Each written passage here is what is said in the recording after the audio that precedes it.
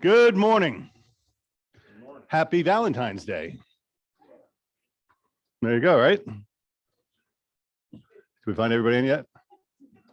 So managers, those of you who come in early, thank you, because we got to book you up and get you online. And those who come in late, stall the show. So we got to think about these things, right? Cool. We're going to have fun today because we're going to tell the truth, right? And the truth is not that bad, but it's not perfect yet. But I think we're doing steps as a company to move us in the right direction. And we're gonna spend a lot of time talking about that today. Right. So that's kind of our mission. And these are all planned out. It was fun yesterday. We had our manager meeting. And as you know, we won Top Workplaces for the 14th year in a row. So the reporter called Susie to get an appointment with me. And I'm like, I don't want to do this again. And I said, why don't you come to our manager meeting? So she came into our Zoom meeting, and we have 14 managers up on the screen. And she was there. And I went around to everybody and said, why do you think we're a top places to work? And I'll tell you, that was my Valentine's Day present right there. It was cool, right? So she's got a whole bunch of stories. Wasn't that a neat thing to do? I thought it was pretty cool. So let's jump in. Fired on up.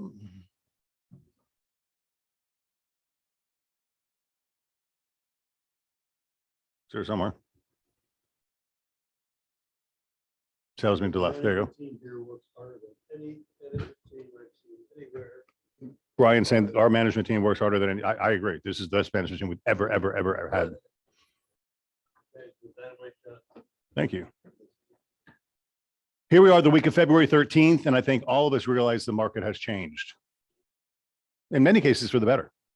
The following thoughts can assist us when we are dealing with a changing market. If people are doubting how far you can go so far that you can't hear them anymore.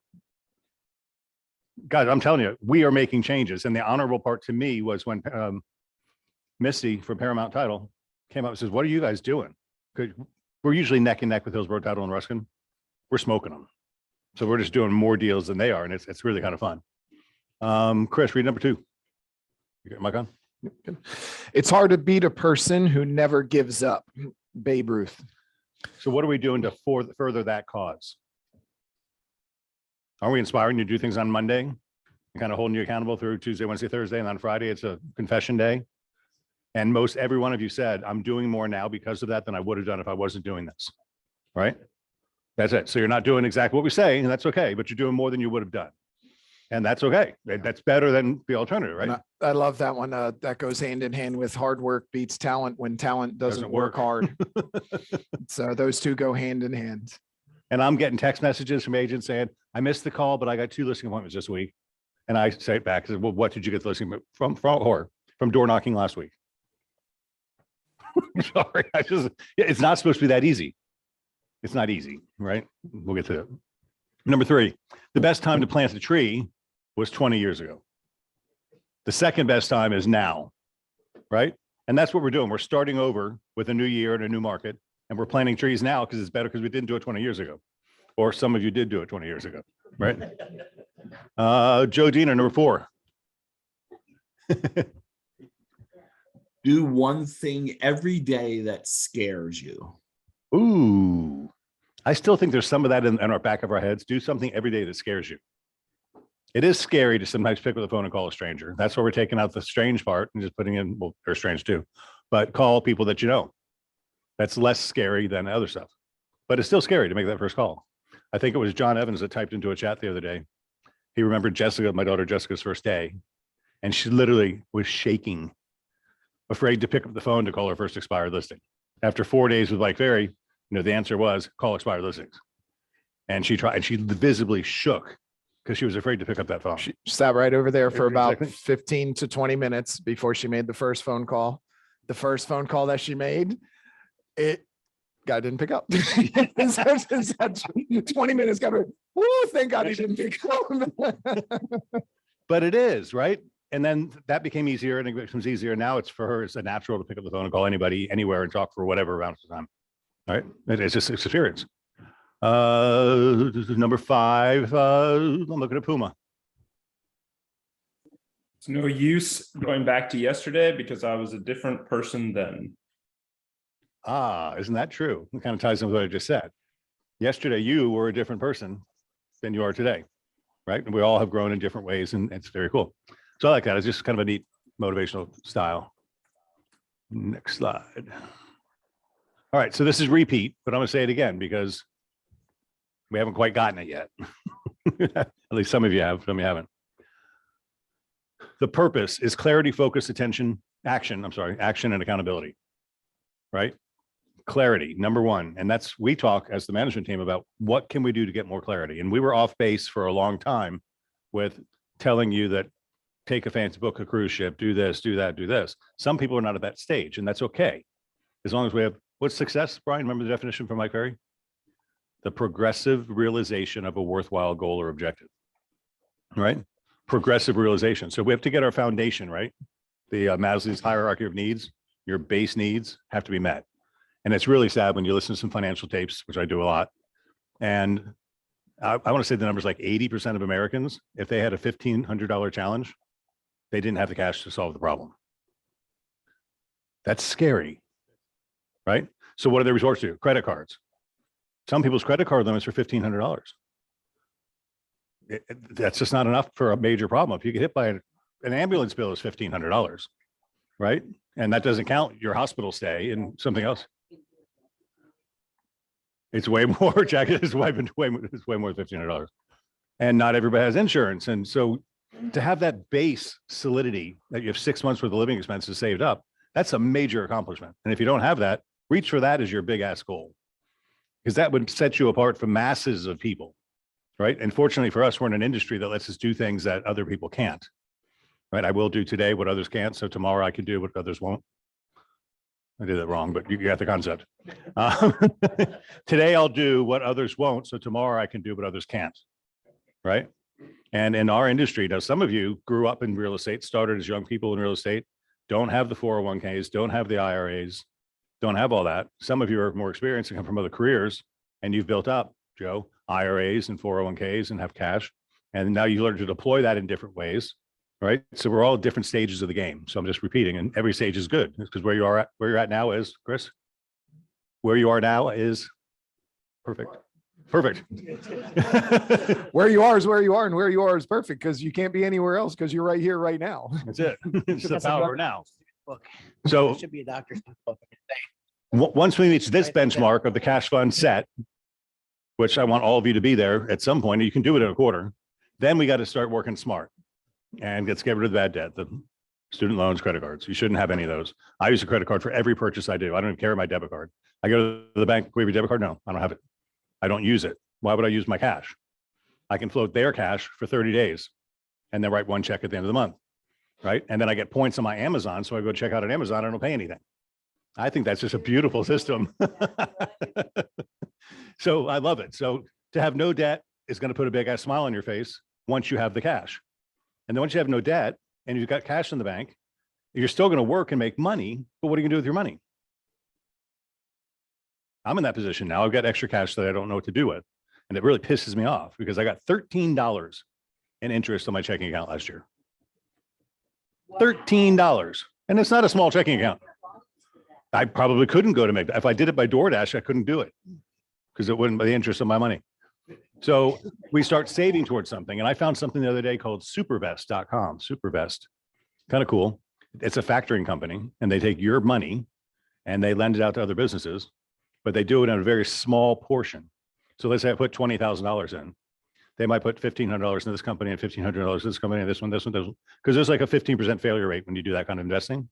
But if they only put a little portion of my money in there, I can only lose that portion on that one. But they're talking 20, 30% returns on the rest, which is hell of a lot. So I go to the bank and they go, Craig, you got a lot of cash in your bank. And I go, yeah, would you like to talk to our investment manager? And I said, how much are you paying? She said, we're up to 4% now. No, I'm not interested in that. I can go buy a house and make 10 or 15%, or I could look at something else and make 20 or 30%. Risk applies, right? But at least you have options. And what do I say? Awareness gives you flexibility. Flexibility gives you options, and options give you power, right? So once we have 1 and 2 levels handled, then you start thinking, oh, I got $20,000 extra. Do I want to deploy that now, or do I want to keep that in a pile and get to 40 grand and use that as a down payment for an investment property, or part of a condo project we're building in the beaches, or something else, right? So let's not worry about number 3, until we get number 1 to 2 passed. So that's the hall pass for that. And then this week's challenge is this: 5 freaking connections a day. That's it, 5. Now, you might have to send 25 texts to get 5 people to reply, but that really, it's copy paste at this point. And the statement we came up with is, hey, I was just thinking about you. Hope all is well. Now, if Brian's in my phone, which he is, and I send a text to Brian, he's going to know it's me because I'm in Brian's phone too. I wouldn't send it to Brian because he's a realtor. So let's be smart about it. But there are 25 people in your phone this week that you can hand pick, cherry pick, whatever you want, but reach out to somebody you haven't talked to in a while. And the example we gave, you remember Ed Dropic, that name? You remember what he does? No. He's a life insurance salesman, and he's a damn good one. I've been to his office. It's highly decorated. It's beautiful. It's got plaques of his military service on the wall. I can see it on my head. And Jeff mentioned his name yesterday or Sunday. And I'm like, God, I know that guy. Who is he? He lost touch with me. And as a result, I was his prospect. I wasn't doing anything with him. He wasn't doing it for me. He lost touch with me. I forgot who he was. Shame on us.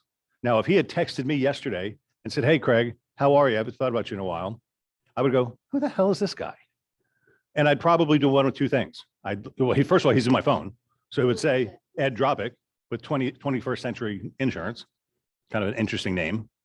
I remember, see, but he hasn't stayed in touch with any of us. So we're not thinking. So if somebody came to me and says, Craig, who do you recommend for life insurance? I would say, I forgot his name, Dan Goldberg. Dan does my insurance now. And you got some of you who's met Dan too. But Dan's top of mind because he stays in touch with me. I get something from him all the time. Ed hasn't done that, right? So the idea is for you to reinstill, there's the word, thank you, Brian. Reinstill yourself as top of mind. So if somebody came to me and said, hey, Craig, I need an insurance person. I say, well, talk to Dan and talk to Ed. Both are really good at what they do, right? He pops up to the top. Right. And that means now if he engaged, if I sent that text to him right now, he'd probably say, hey, man, how you doing? I haven't talked to you in a while. And we'd go into something about something else. Right. And there could be an exchange that might end up in a phone call, that might end up a lunch, that might end up something else. Right. But we took a non-top of mind awareness and brought it to top of mind awareness. And that's what we're asking you to do this week. So 5 times to reach out and make that happen. And don't expect any results. That's my problem. You guys are getting results too fast. Right. I mean, yesterday I talked to, who was it? Oh, Deborah Weiser. Sorry, I missed the call yesterday. I was out fulfilling my big ass dream. I've got 3 listing appointments this week. And I said, how did you get those? Because I thought they were coming from other sources. She goes, no, from not door knocking last week. Asking those questions. So it works, right? So, and we're getting, you said best management team ever, right? We're getting frustrated because we're not getting you guys to do what we say to do. So we're not really the best management team ever if you guys don't follow through with the instructions of what we're trying to get you to do, right? So help us out. So Friday, I want to hear successes like wild, right? I did this, I did this, I did this, I did this, and this happened, this happened, this happened. And you might have 5 or 6 follow-ups to do next week. And I know it's going to snowball because that's what's going to happen. We know that's what's going to happen. You're going to get all these prospects and some are going to be ready and some are not. Now you got to do lead follow-up, and that's probably going to be our message for next week. That's all the stuff we've done. Cool. That's my rant. Now we're going to do something fun, I think, today. Yes, let's get Paramount done so they can go back to work. Because we had a lot of closings. What do you see my stats today? There she is. Good morning. Morning. I wanted to go over quickly escrow holdbacks. If you guys have a transaction and we are doing an escrow holdback for one of your clients, we do have to have our attorney Danny prepare an escrow holdback agreement. We do charge a $250 fee for that. It goes to Danny for preparing the agreement. Nice guy. And he's super awesome. And he does need 48 hours to prepare it. We have like a little template of questions that we ask. I can send that out. So if you ever need it, you have it. But just keep this in mind. So if you guys have an addendum where you're doing an escrow agreement or you have, conversation about it, just keep in mind that we have the $250 fee. So you have to figure out who's going to pay that and then give us at least 48 hours to get the agreement prepared by Danny. Hey, Megan, let's be really clear because we use these terms and not everybody knows what they mean. Mhm. An escrow holdback, you're thinking escrow deposit, right? It's not an escrow deposit holdback. It's escrow holdback. So let's say they needed to get the swimming pool pump fixed, but it can't be fixed before closing. So we're going to hold back some of the seller's proceeds in escrow pending the solution, solving the problem with the pool pump. Who determines that? It's a mutual agreement at that point. The contract. It Oh. says if it can't be done, you'll hold back 125% of the estimate. Actually, yes. So the contract tells you how much you should hold back. You get the estimate, hold back 125%. But make another point, they need 48 hours to prepare that agreement. Who also is going to need to get that agreement? If there's a finance deal? The lender is going to have to see that agreement and they're going to have to approve it. So just because they need 48 hours, the lender is going to need that information as well. So the lender will have to approve the holdback too. And let me tell you a scary story that's God's honest truth. Our former attorney, like 2 or 3 attorneys ago, was Hank Sorensen, and he's still a friend. We still talk. If I texted him, he'd text me back and we'd have communication.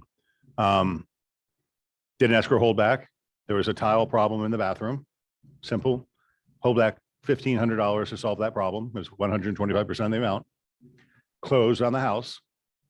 They come in to do the tile work, and lo and behold, guess what?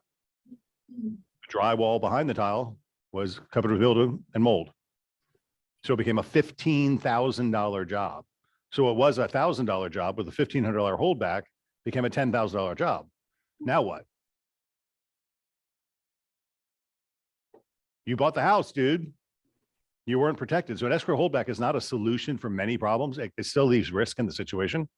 So where the calmer heads prevail is we say, look, why don't we just extend closing 2 or 3 days and get the repair done before closing? So you know it's done. Because if we had exposed that problem before closing, whose problem is it? Sellers, right? We represent the buyer in this case. Now, as a seller's agent, hell yeah, take the holdback, get me out of here, right? But that doesn't absolve the buyer from having a problem. And that's why we act like jerks sometimes with these holdovers. Buyer wants to stay, seller wants to stay after closing, because problems happen. What if the movers ding the door? I just moved a big chair out of one of my rooms to another room, and I scraped the whole friggin' wall. It's got to be repainted, and I bended the door things and right, just being muscular, man, pushing the thing through the thing.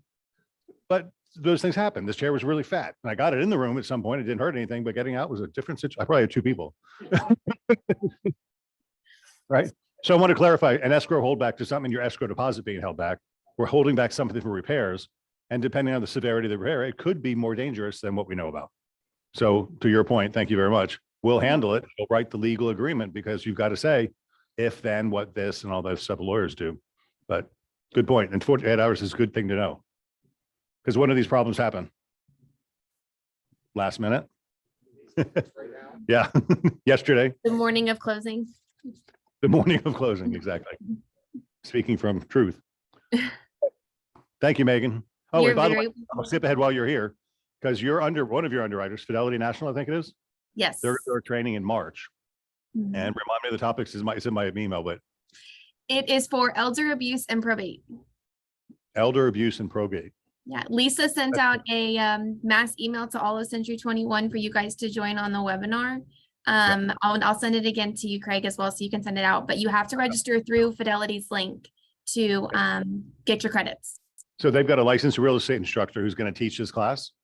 And if you sign up properly, you'll get 2 CE credits. So when you have to do your 14 hours every 2 years, we'll bring you enough credits throughout the 2 years. You won't need to take the 14 hours, because you'll build up the 14 hours through classes like this. But you have to follow the protocol, because there has to be a proctor that actually makes sure you're in the room. Right. So would it be nice not to take your 14 hours just because you just came to class and did something? So that happened next week, and that's going to be with Fidelity National. That's a certified real estate instructor who is able to do that class. And the class had to be approved by the state to give the credits. So you might actually learn something. And elder abuse is something I was talking to, it was you. It was Diane. She has a customer who is questionable as to her mind, State of mind. state of mind. Is she capable? She doesn't want Diane talking to the daughter. There's no other living relatives. She's acting really weird. Right. And what happens from real estate school when you deal in that situation? You're not supposed to execute the transaction. Right.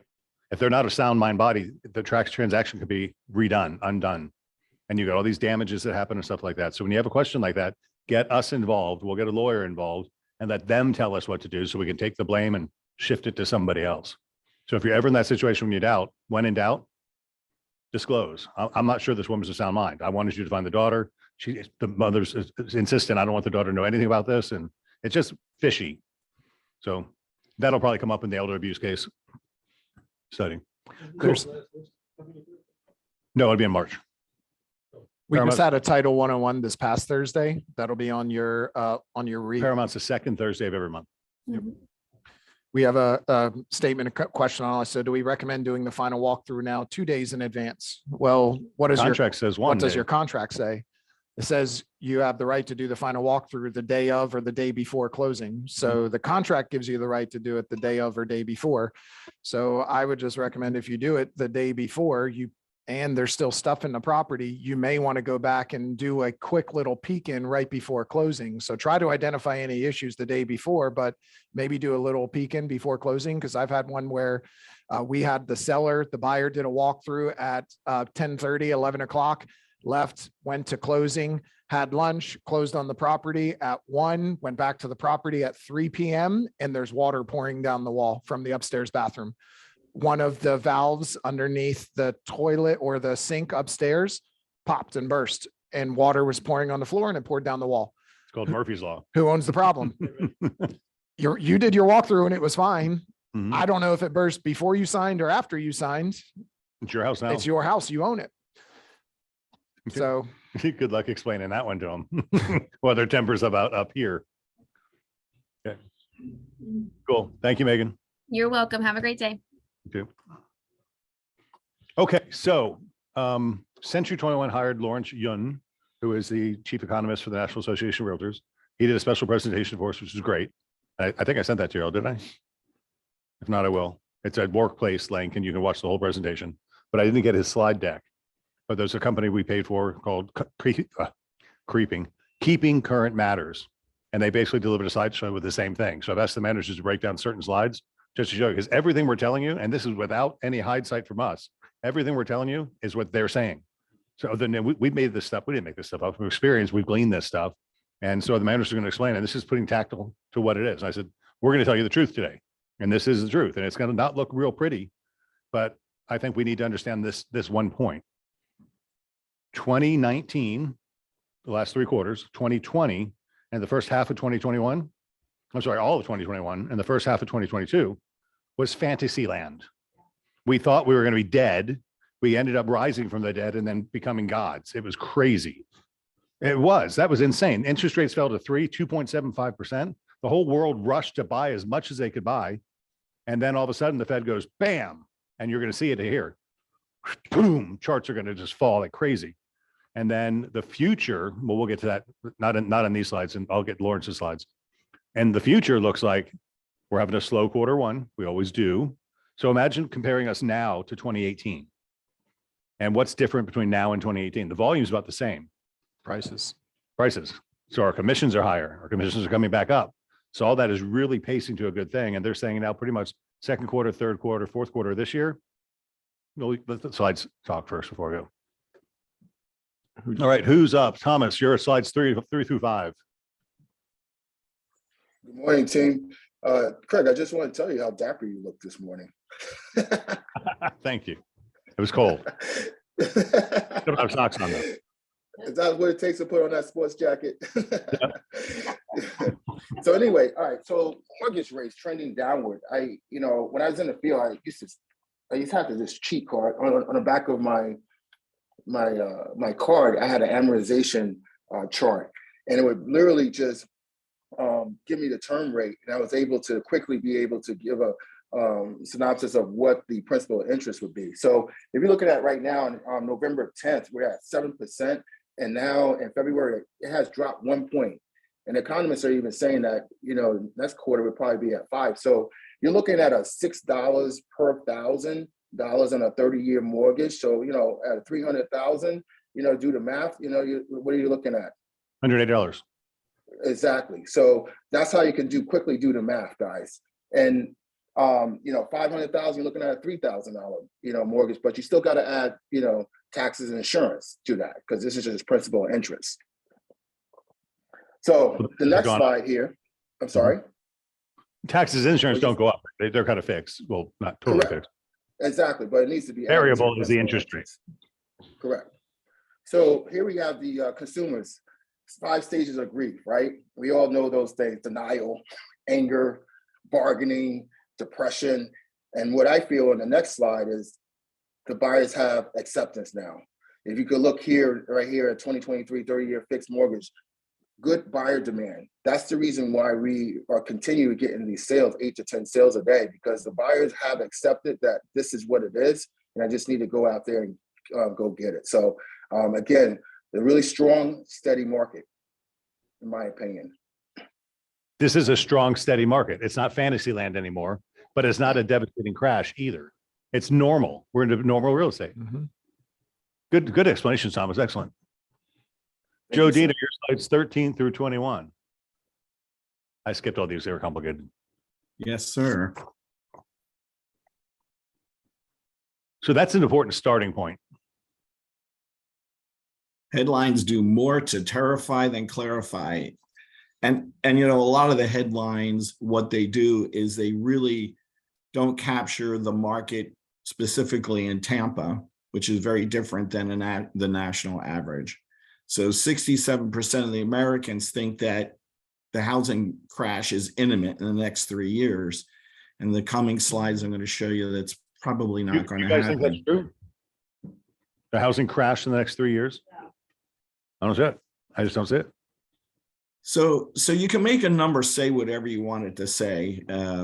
You know, after taking my schooling, you know, U.S. foreclosures surged 150%, 115% in 22. What that headline doesn't say is there was a moratorium on foreclosures in 20 and 21.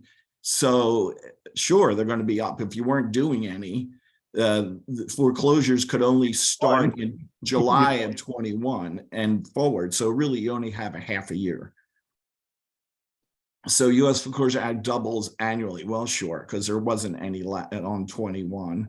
And foreclosures filing rose 150% in the past year. So there's some of the headlines which don't really tell us the whole year or the whole thing. I love it when the customer says, we're going to wait for foreclosures to come. We're going to start buying them on foreclosure. Ain't going to happen. No, it's not. So basically, you know, foreclosure market report with foreclosures filing default notices, scheduled auctions, and bank repossessions reported on 324,000 U.S. properties in 22, up 115%. Again, you know, before that really, but it's down 34% from 19 before the pandemic started. And that's really the number you've got to look at, because 20 and 21 were artificial numbers. So foreclosure filings in 22 were also down 89% from the peak of 2.9 and 10. So now this is, go ahead. No, it's just such a small number compared to what it was. Yeah, exactly.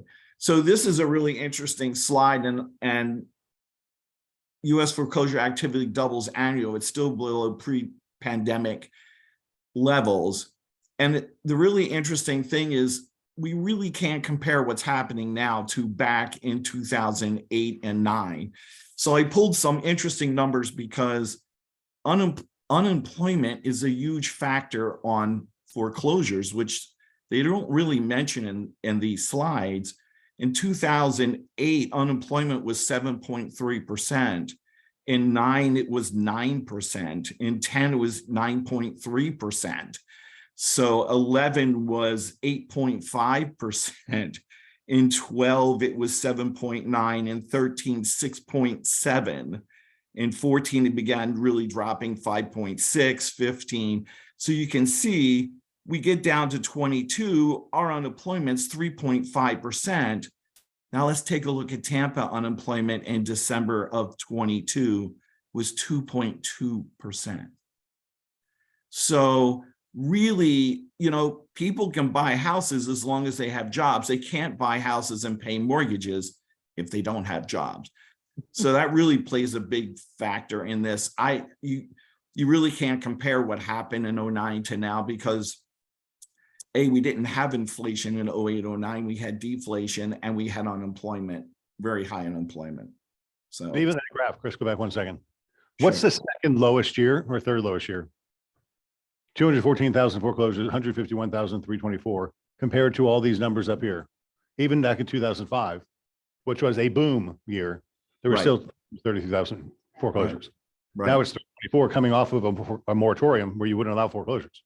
Now, I think Right. the important thing, and when you talk to people, talk about this. What do people have in their house now they didn't have when the crash happened last time? Equity. Money, equity. yeah. Enough equity. Jessica sold a deal in Ruskin as an ex-employee here. And it was a guy who bought a house for his ex-wife and she never made the payment. She lived there for 3 years, never made a payment. It was a Lennar home in Cypress Creek, Cypress Mills, Cypress Walk, one of those.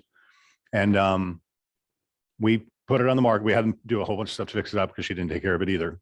We sold it. We caught all the back mortgage payments up and they walked away with like 30,000 bucks. So after 3 years of making no mortgage payments and paying lawyer fees and all that stuff, and they still walked away with equity.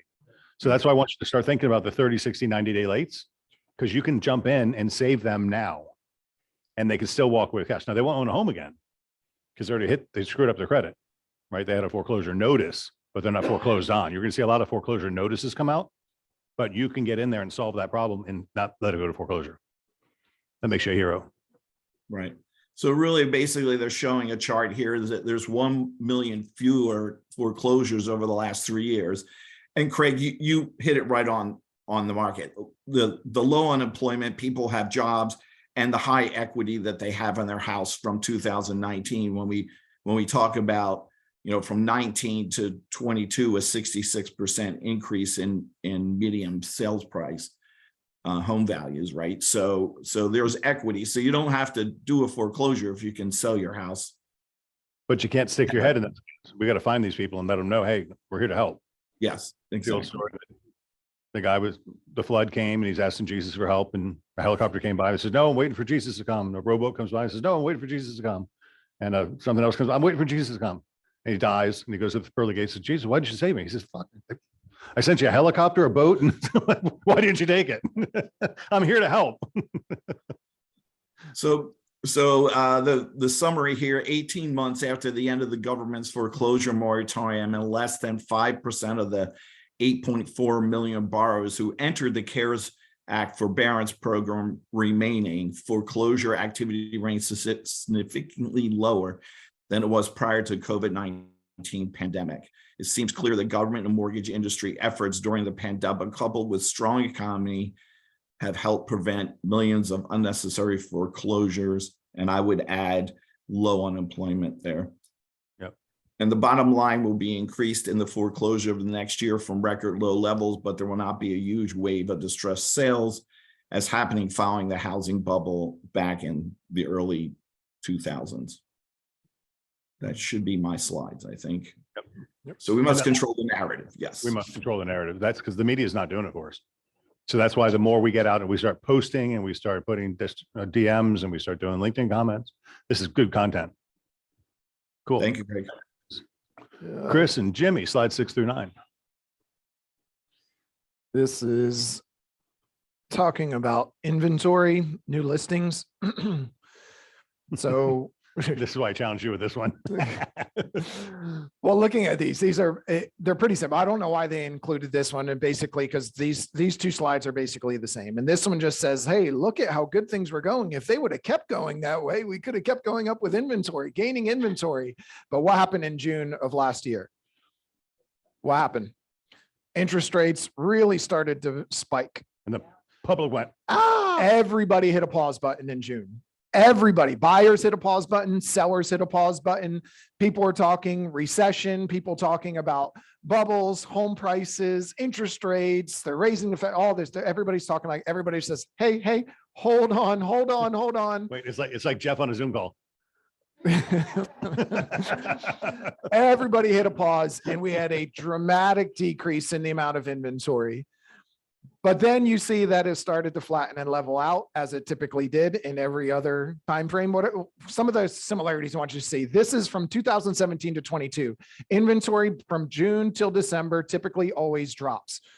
And you saw that happen in our company. I show our inventory levels every week. It right? typically always goes down. So between 2020 was the only year that it actually came up a little bit more through October, November. And I remember in 2020 standing up here saying, we have not seen the typical cycles that we normally see in real estate over this last year and a half, 2 years. We haven't seen the normal dip. This is national. In Florida, we did not even see that flattening out. We saw it just keep going like this. We still saw a ton of inventory coming on the market, but we were selling it so quick we couldn't carry it and we couldn't keep it.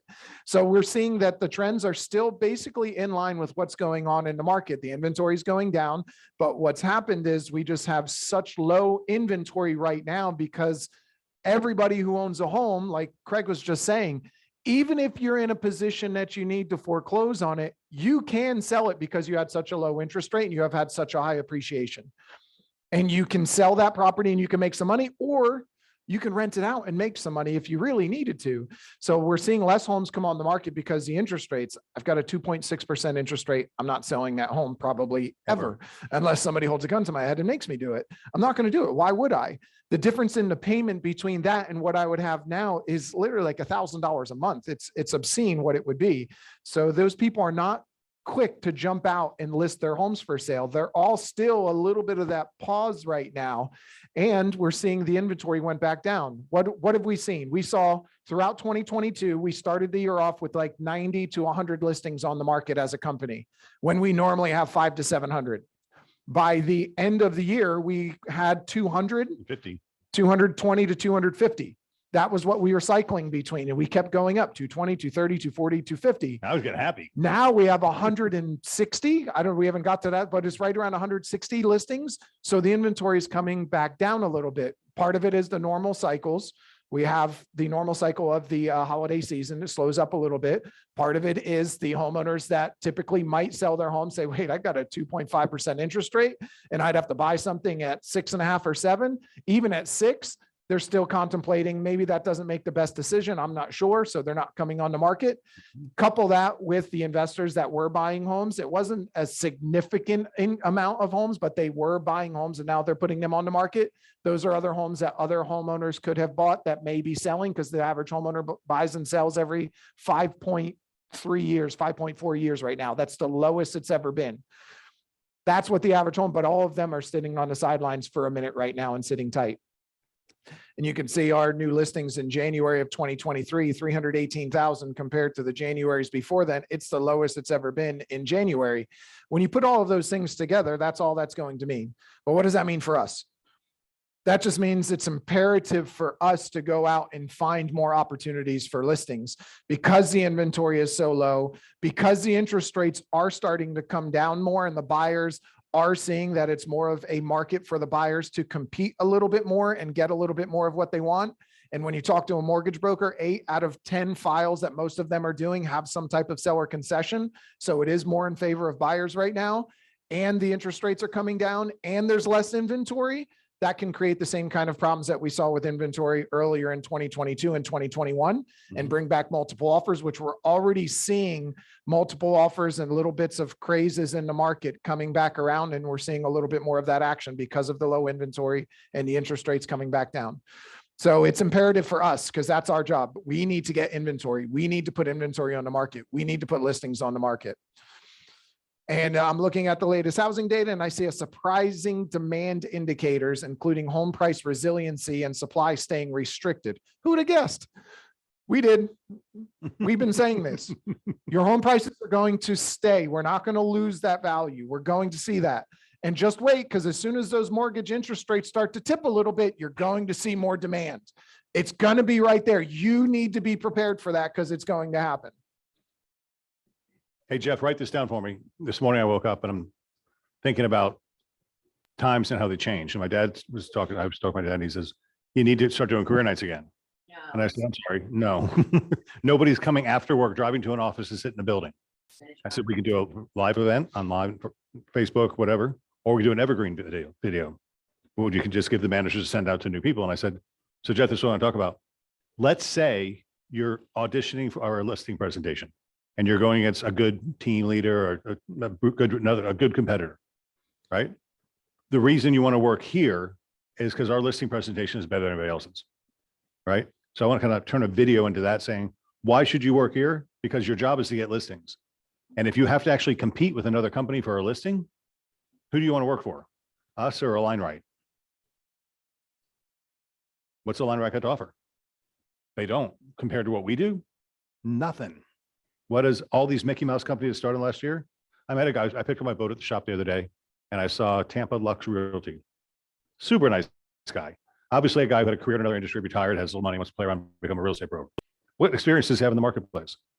None, but he's got a real estate company, he's got a brokerage license. So if you put him against one of our good listing agents, just slam him. Won't have a chance. He So again- obviously can't price properties because both. Yes, I know. You're really pissed off when I pick up this. So, okay, I interrupted you, but No, that's good. That was it. We were just covering through where the inventory is at, and just be prepared, because if we continue on this trend, we are going to push ourselves back into a similar situation that we were in early 2022, 2021 with these low levels of inventory and interest rates dropping more. We're going to see some of those same. So we still see the multiple offers coming up a lot, but we are going to see more of that because there is not enough inventory for the demand that is there, and home prices have not dropped significantly. And we're still seeing that buyer demand coming in. So buckle up, go out and talk to people, get listings. You will create your business by getting listings. You will create those opportunities by getting listings. my mom sent out one RSP mailing last month. She got 4 inquiries on her RSP. Now, what has to happen with that? You. Follow up. Thank you.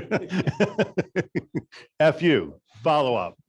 Get your minds out of the gutter, right? So if you get 4 leads. Don't talk to your mom that way. Mom, you. It's Valentine's Day. You. Follow up. Because you get 4 inquiries. That doesn't mean they're going to list today or tomorrow. They just raised their hand and said, we're thinking about it. And it's going to take nurturing and love for Valentine's Day and follow up to make that happen. Follow up. You. Is it? Is it? Oh, Julie. Okay. Yes, this is a great graph. Look at those. Yeah. Yeah. Craig and I were on this webinar last week, and it was fun. We were chatting back and forth to each other. So average days on the market, obviously this ties in with what we saw just previously, the slides on inventory, the slides on mortgage rates. It all comes in, to play with the days on the market, because how, the supply and demand, how long are homes staying on the market before buyers are purchasing them. The interest, the mortgage rates have a lot to do with that.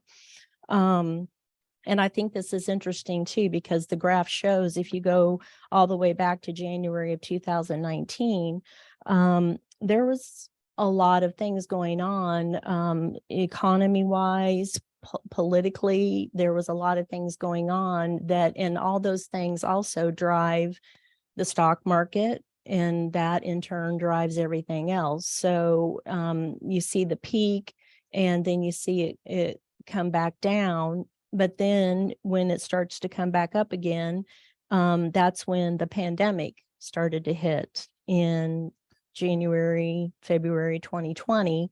And then, of course, it starts to come down. That's when we started to experience the shutdowns. And luckily, real estate was considered to be a mandatory position. Yeah. And so real estate,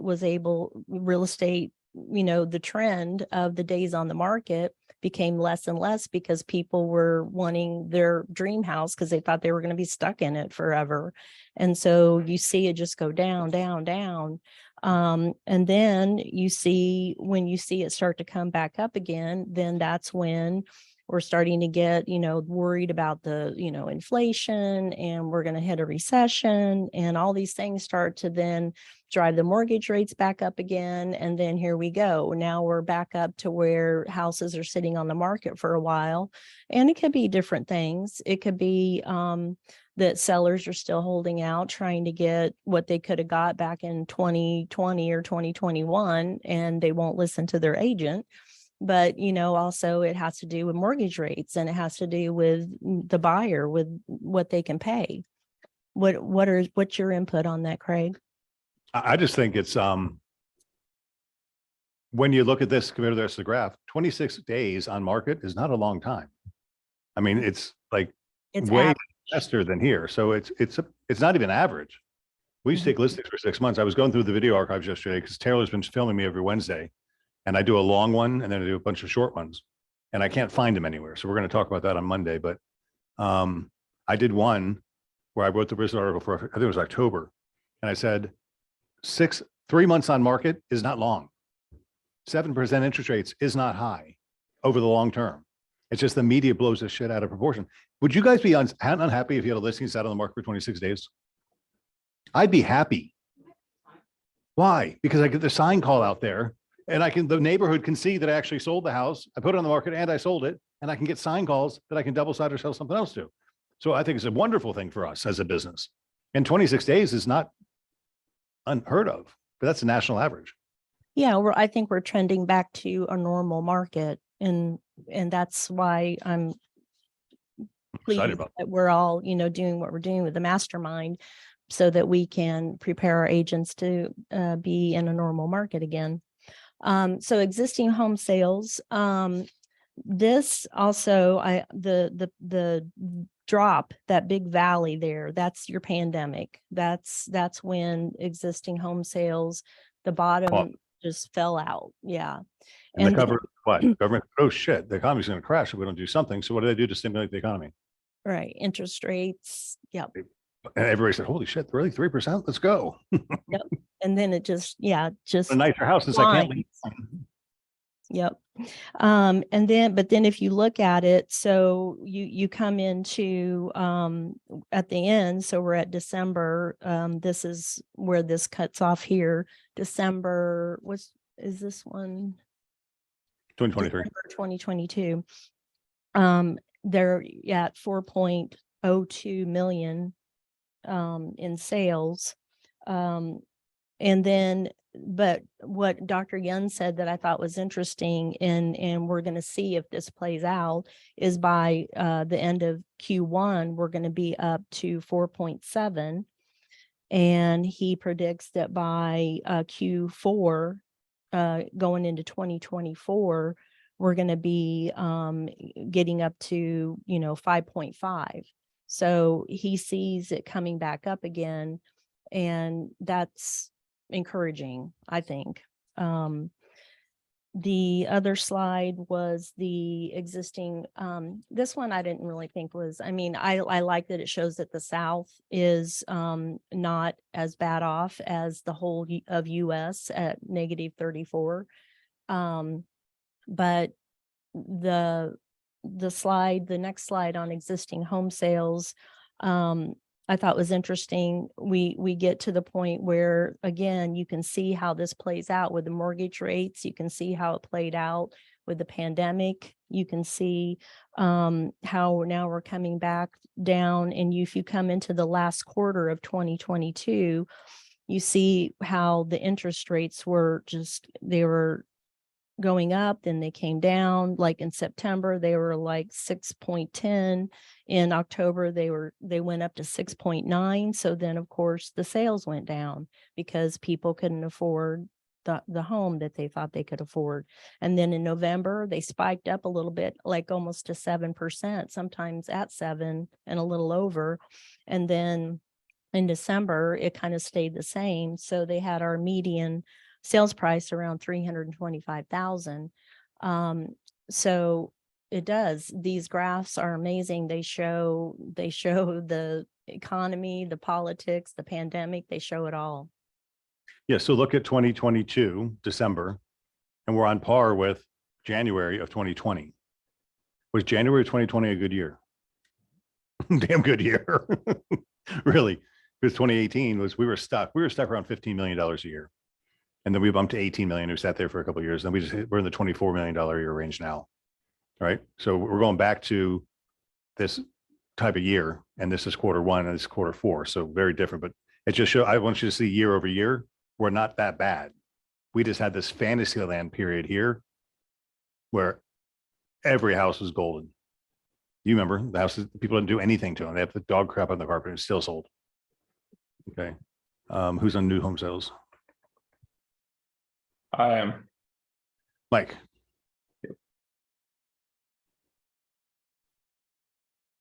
Yeah, so it's really interesting to me to see these factors at play, right? Chris just alluded to our inventory problems, which will continue.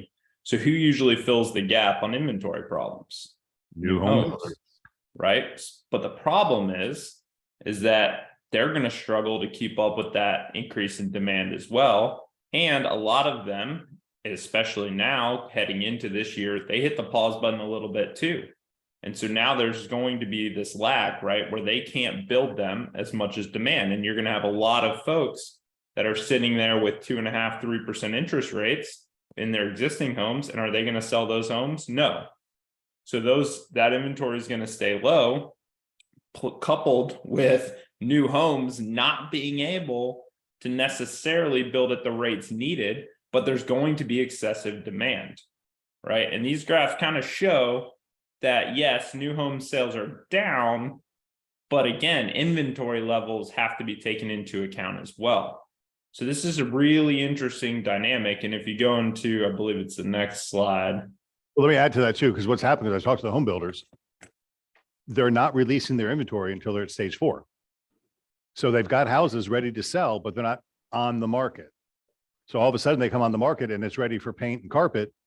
And that's when they hit. And then they're going to see a spike in inventory because all of a sudden those available homes are going to happen.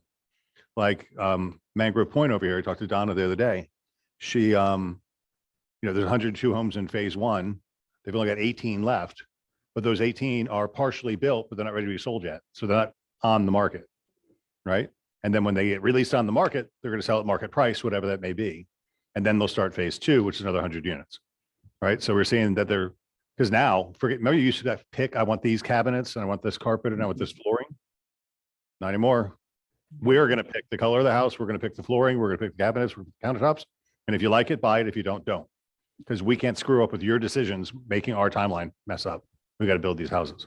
So that's going to be an interesting dynamic there too, Mike. Plus they can't forecast the pricing out that I far. can't. So they Right. can't allow a buyer to pick everything they want 8 months prior and close on it 8 months from now because their pricing could be so significantly different in 8 months.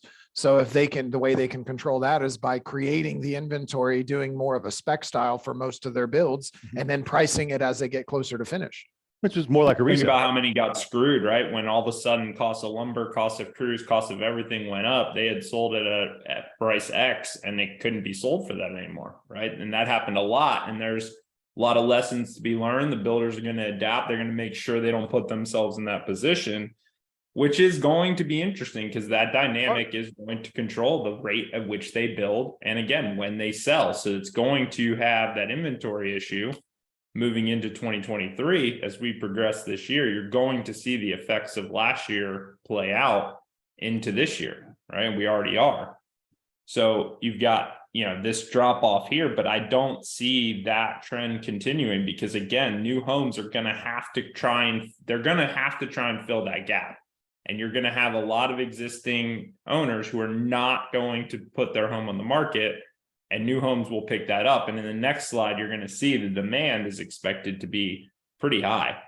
But this price point too is really interesting. So you're going to have, this heavy price point between 300 and 750 being kind of the sweet spot for new construction, which is great for us. Great blessing that is for us, right? Yeah.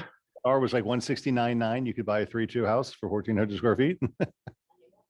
Yep, not anymore. And they're going to sell fast. And that's what that next slide shows, that there's going to be a lot of demand for it.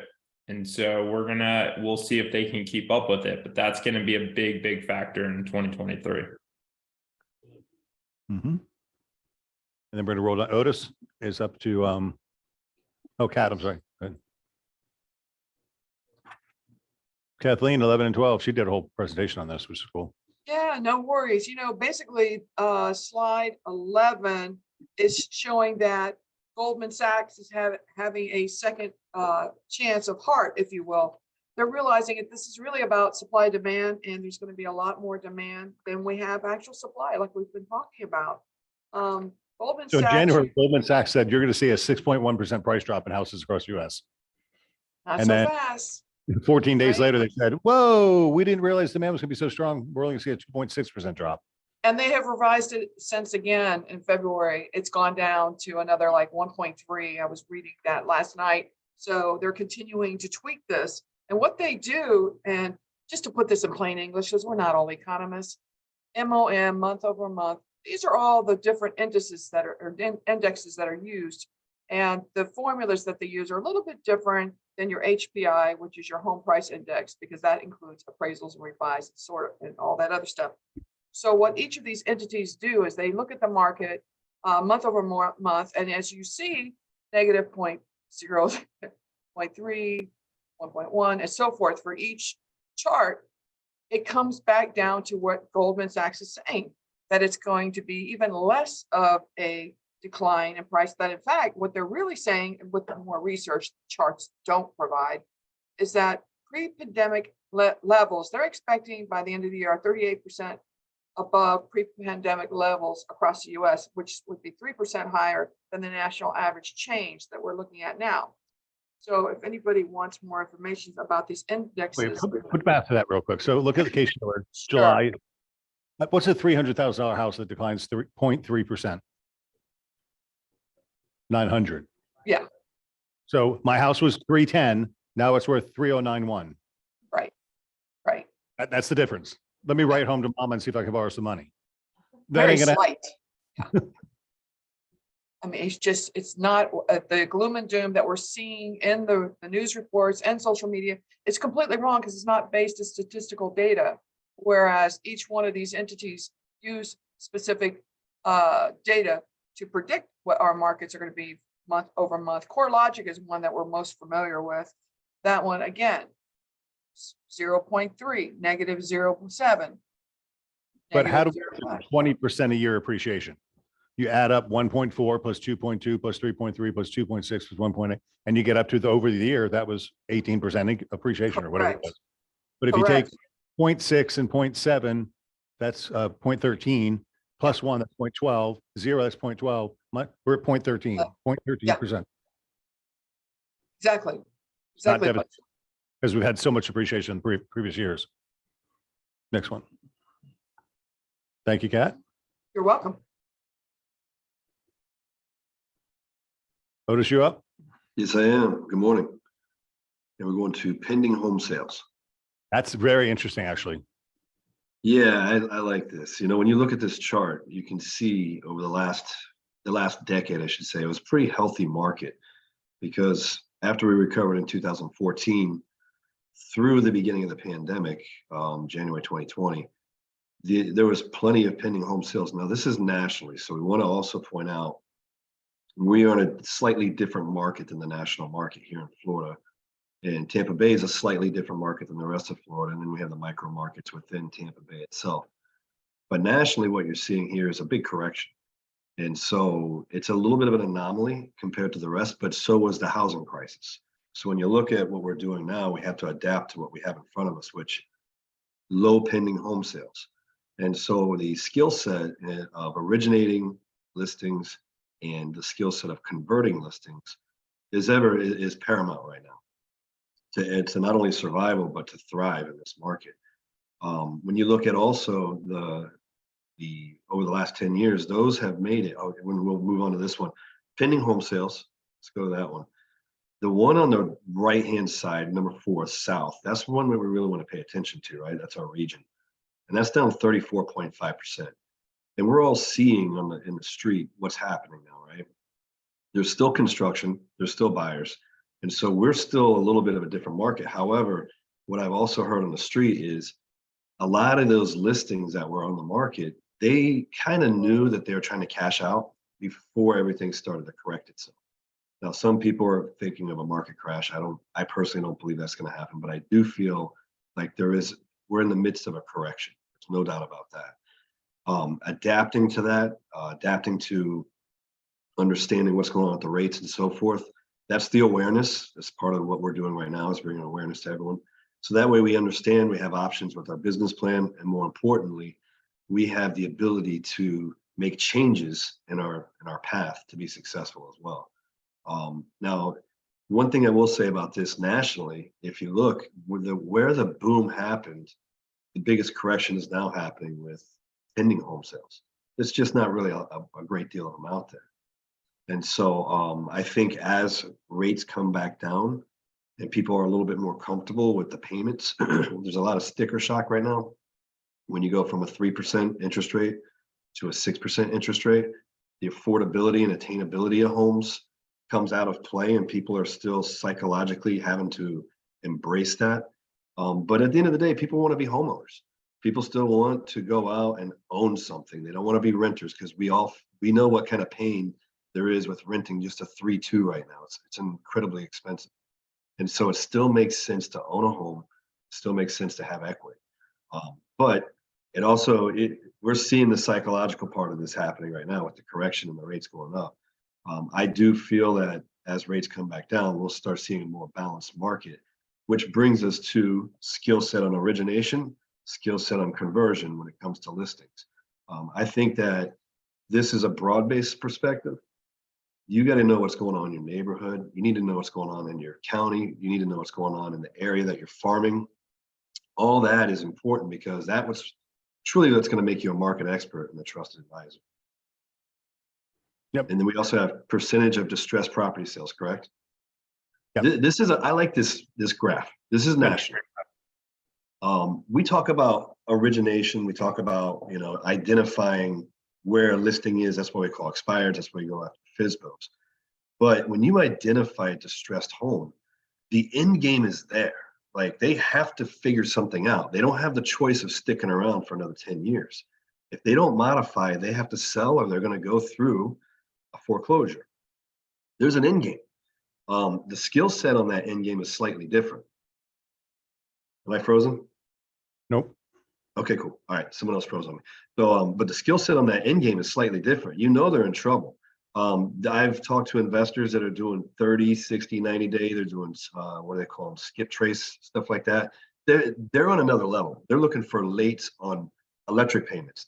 Right now, we're going to go into March, and they're going to be looking for lates on tax bills.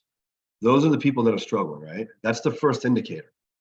And then once they get into foreclosure, well, I mean, now you truly have a timeline on which to figure it out, because they're going to be foreclosed on. And so now you've got someone that needs help. They truly need help. But your skill set in converting that's where you need to just refine yourself at all times. Make sure you understand that the personality test on this one is paramount also, because they're scared, they're embarrassed, they're angry. What are the 5 stages of grief? They're going through it all right now, because they're about to lose their house. And so when you can identify that and then put forth some kind of a solution where they have a soft landing, they save their credit, they save the foreclosure, you could possibly get some money. I mean, that story you told about the lady that never paid a payment, and then you fixed up the home, they still walked away with 30 grand. That's crazy. I'm still like wrapping my head around that. What a lucky person, huh? The fact that she found you guys and you did that for her, that is a story in itself. You took someone who had never made a payment and you made them 30 grand. Are you kidding me? So the percentage of distressed property sales is going to be unique in the future, because we all know, what have we been talking about? Insurance is going up, taxes are going up, and they're going to reset. They're all going to reset again and again and again. And so identifying distressed sales, well, you've identified future listings is what you've done. Now your skill set in originating and then your skill set in converting is 2 different things. I think the key here is 2020, 4% of the homes were distressed. Then it leveled out with like virtually none during the moratorium. And now this is the doubling. This is the media saying foreclosures have doubled. Holy sugar. They've Right. doubled from here when they were up to here. Now, if you were up here, I'd be scared to death. Well, no, we'd have a foreclosure department, but Right. short sale department, right? We already talked to Tom Abraham, and Tom's the one who taught me. So it's not gonna be foreclosures. It's gonna be the taxes and the insurance that are gonna bump the normal people out. They qualify for their home at X amount of dollars, and now their taxes went up and their insurance went up, and they're paying extra $2,000 a year or a month. They can't do it. So, but that's what the media is saying. This is a double. But if you look back, it's a pimple on a gnat's but, right? We were swimming in it 10 years ago. Yeah, we were. That's all there was on the market. We would take listings for a full year, hoping to sell it in a year. When we finally balanced it, when you saw that last slide where we're over the benchmark, that's when we started taking listings for 6 months again. And so one of the things that we have to let our people know is, hey, now that we've corrected, you're not going to sell your home in a day or a week, Yeah, especially we if don't you're need going about to listings the anymore. We market. need 6-month listings again. Cool, good stuff. I think he's also saying that while there were very low number, percent, it's also underserved by the real estate agents not doing it. Brian, so yeah, it's a small part. So it's a small part, the agents aren't engaging in that market. So we'd be very smart. That's why I've been telling you now, start searching the 30, 60, 90 days lates and Remine. And that would be a person to reach out and help. Very cool. Nice. Yeah, look at, there's a whole nother set of slides. We might pick this up again next week if you like this type of stuff. Yep, good. All right, this just makes me really happy.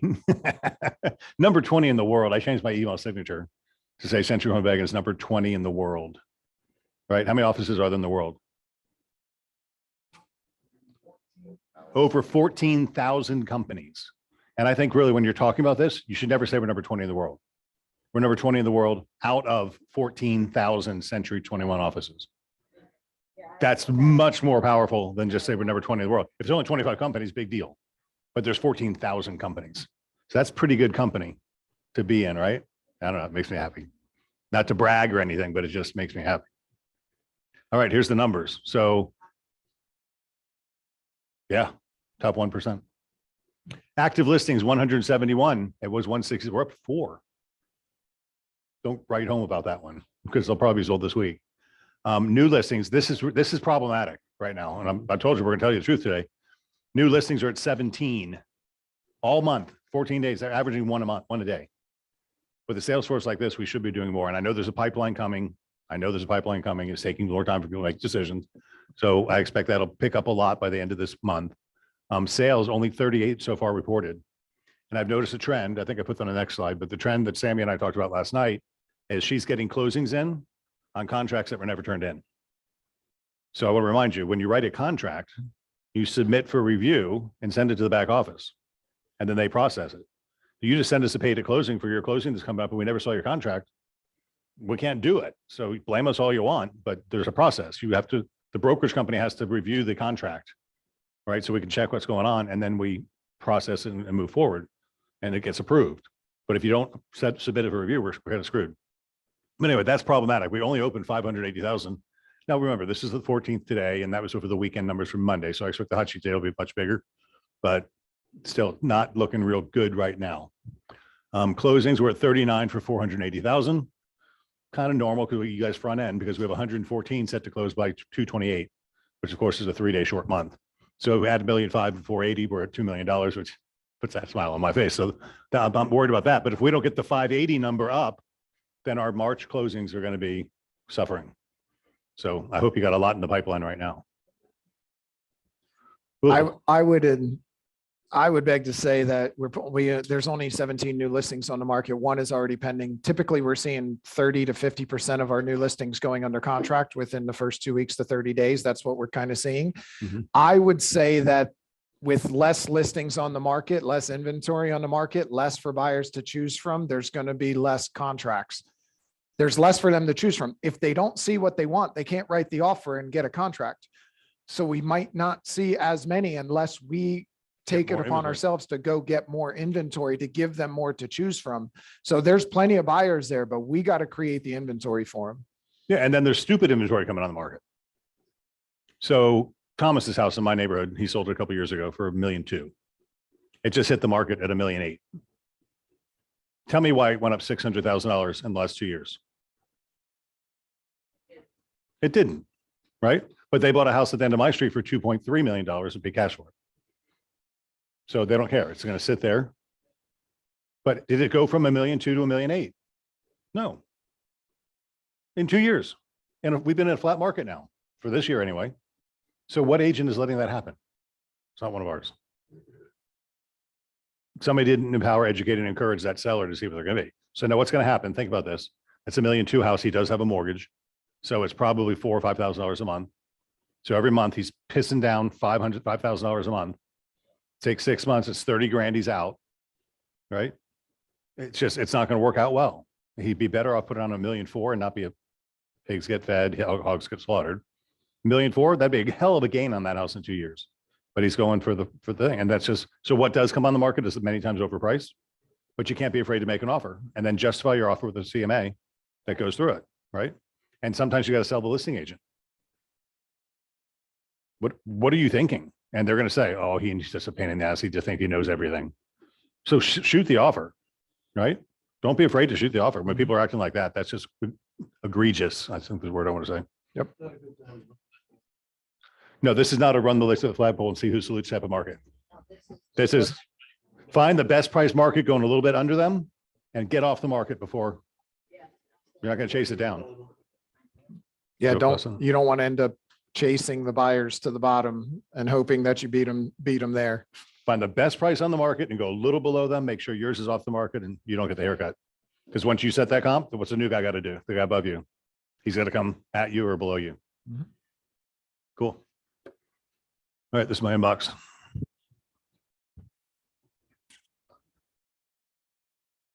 I just talked about that. Turn the contracts in before you ask for pay to closings. We had 2 this week that said, can we get paid, please? Well, do you have a contract? Why don't you tell us about it? Because that screws up my numbers. I talked about Tampa Bay Times best places to work. That was a cool interview. We talked about Paramount's training with Fidelity National for 2 CE credits. I'll resend that email today. Florida 21 update. This one, yeah. Mike Meadler. I understand what they're doing, and I've chosen not to do this. They're just cutting expenses everywhere they can. So Florida 21 has been canceled, which is okay because we're really going to Orlando twice this year. But what they've done, which I think is even better, we want to give you a heads up on the below communication that we will be going out to all Florida agents tomorrow morning, informing them about some important event updates. As many of you have heard, we decided to reschedule the 2023 Florida 21 Summit to next year, given the current market and existing environment in 121 in Florida. While we understand that many may be disappointed not to attend Florida 21 this year, we hope you will help us in encouraging your team to register for the 121 experience. And then this is a letter, and it says, we're going to do a Florida, like a Walt Disney World Florida only pass. So Florida residents get 1 day for only $200. So you can just drive in, do the day, and then drive home if you want, or party with us and stay at a hotel room. So it's $650 for the pass for the 3 days. So we're going to do 1 day for $221, but there'll be no Florida 21 this year. If you're still thinking of going, Susie sent an email out. There's another agent who she had 4 passes at the lower rate that she was still willing to sell at, like $490. So reach out to Susie Brush or search your email for Susie Brush, and she sent an email out. But if you can't go for the full time, you got the 1 day pass. You can carpool with people over, come for the one big day where they have the general session and they have their speakers. It'll be a really good day. Get a flavor. We hope to see as many of you join us this year as possible. Understand that some may not be able to commit the time or money to attend the full 4-day event.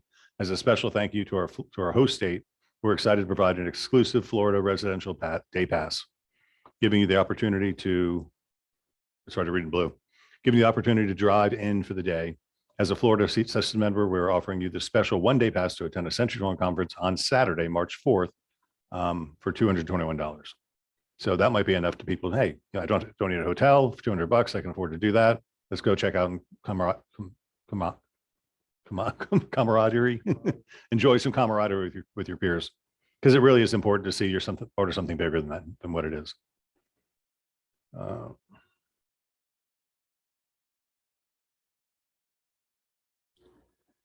Jimmy, we had a contest last week.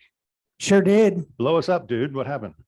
So I'll do a quick recap for you. We did over 312 presentations. The competition was from the 6th through the end of the day on the 12th. So for yesterday's mastermind meeting. So we did 312 presentations That's altogether. impressive. To give you an idea, November, we did 121 for the entire month. And we did 312 in a week. And to top it off, we're at like 450 for the entire month right now. So before I get into the winners, I just want you guys to understand how important this is, what you're doing. because you guys sent out 450 presentations that make you look better than anybody else, look professional, and market the crap out of you better than anybody else out there in the market right now. So kudos to all of you. These are all things that will help down the line with your pipeline and people to remember you when they're ready to do business. But with that being said, we did make a tiny change to the contest because we did have quite a few people that did a lot of presentations. So we are still going to have our top winner is going to get the actual pass for 4 days. We're going to be covering that for you. And then what we're going to do is we're going to take the next two who's in second and third place. And we're going to go ahead and take care of the 1 day pass for you at that 221. So you can at least come on that Saturday for the day and enjoy some of that. So hold on. I did it on paper just because I feel like it's better to like pull out. Like, all right. And the envelope, Vanna White. Okay, so I'm going to start with the bottom and then work my way up. And I'm just going to do the top three. Now, again, we had about 9 people that did over 19 presentations that week. But coming in actually tied for second, so second and third place, was Carolina Page, which she can. Carolina, you better. Is she on there? Do you know if she's on? And Melissa Gill.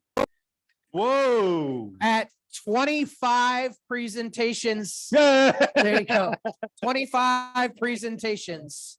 And I know Melissa did almost all hers on Sunday during the Super Bowl because she called me. And it's okay. And number 1 for last week is Sadi Trout with 29. So hopefully, sorry, you're on there. And Greg actually reached out on Workplace and said, hey, I need 2 tickets to 121. You only need 1 right now because sorry, we are taking care of tires for. Wow, big stuff. So congratulations for you. And if you need help with any of that stuff, let me know. But fantastic week in getting yourself out there. And I'm gonna call it out just for fun because Caroline is in the room. Melissa's in the room. Sorry, is not in the room. But I've just noticed the people that are really producing are showing up more in the offices now. Heck yeah. Right. So for those online, we probably have, I don't know, 15, 16 people in the room. And then another means- Daughter's in the office and in Sun City regularly as well. So the 3 people who are winning they are showing up regularly, tuning in, getting tuned in, tapped in, and turned on. I know we're over time. I'll get this in 3 minutes. I'm just gonna shoot to my inbox because let's see. Google Alerts, Riz Media picked me up. They saw something, they called me and I got interviewed. I'm not gonna open up now. It says customers seem to be accepting the higher interest rate, says Craig Beggins, president of Century 21. That's good news, right? Can't hurt.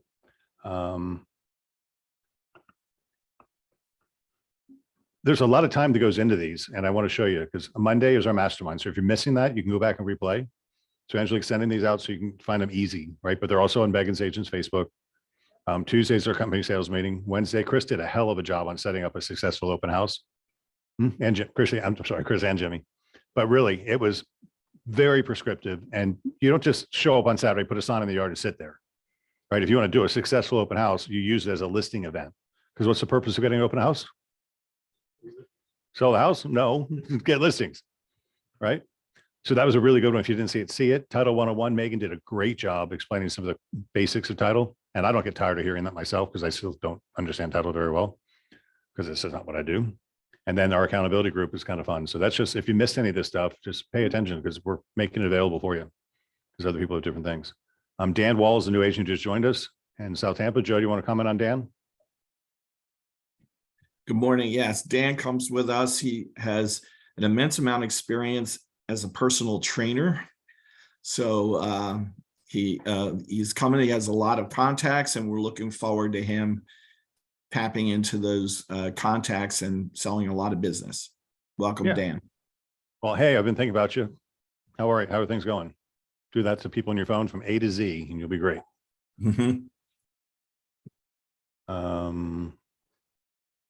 Is this one Mike Mueller? We talked about them. Angelique, we did. I think we're done. Oh, the surveys. Do you mind if I do the surveys? I never really. Training recaps, quota media. I was sent this. Kat sent me this last night. I guess somebody else saw it too. It's Century 21 in Japan. Just mind you, we're a global company. Phone charging slowly. This is the fastest phone charger on the market. There's a 90% chance.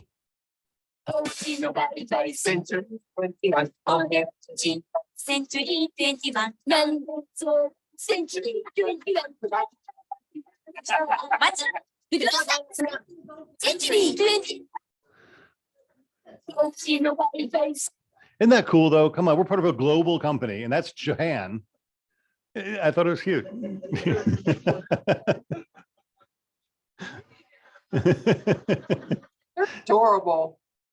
And it means a lot. Surveys. I just thought that was funny. Where'd you find that cat? Facebook, workplace? Ashley, I gotta tell the truth. She sent it to me. I'm like, wow, this is adorable. She's here with me now. All right, 5 of these. Kim Hodgkins is a true professional. She knows all that you need to buy or sell a home or property. We have bought and sold homes in more than one area in Florida, and no matter what, she gets the job done. Hello, my friend. I'm in meetings until 1 o'clock. I look forward to talking. Kat, would you mute? Number 2. Robin Bennett. Robin was always available for us, and once we had it on the market, it was a quick sale. She was professional and helpful and courteous, and I highly recommend her. You notice the top agents get a lot of surveys? Wonder why? They ask for them. They say, hey, by the way, you're getting a survey from Real Satisfied. Would you mind filling it out for me? Jeff George. Jeff George provided timely communication and kept me informed in the selling process of my home. I would highly recommend Jeff George and Century 21 BE3 for friends and family. Very nice. Number 4. Didn't reply. Dick Wilson. They sent in the graphs, so I don't have to look at the graphs. Sherry Keenan. Sherry was consistently good in every aspect from showing to closing. That's all the customers want from us. 5. Amber Stodart. She was considerate of my situation and the need to sell quickly. Bob Dean was also very helpful with all of his contracts and getting the home prepared for the sale. They do appreciate that. She is still buttoning things up for me even after the sale is complete and checking on me to see if I'm feeling okay in my new place. I'll recommend her to anyone that lets me know they want to move. Amber worked hard every single day with her communication to me. She sold the house immediately and will be my friend now for life. That's the difference you guys are making in people's lives. I think it's super, super, super cool. And one more thing on leads. No. We're up again. So 126 to 147. Century 21 is still our biggest source. Look, 10 to 33, 11 to 57, 35 Op City was down a lot. Sign calls were down. Zillow Flex is down, but Century 21 picked up the mass. So I think that's just a guiding force to see where the market is. If we get more leads, we're doing better. If we get less leads, we're doing worse. I don't care if leads are good or bad. It just shows indications of consumer interest. So we're good. Birthdays. Brenda Fricks, happy birthday today. You're a Valentine's baby. Nice. You came to work on your birthday. There you go. Happy birth week.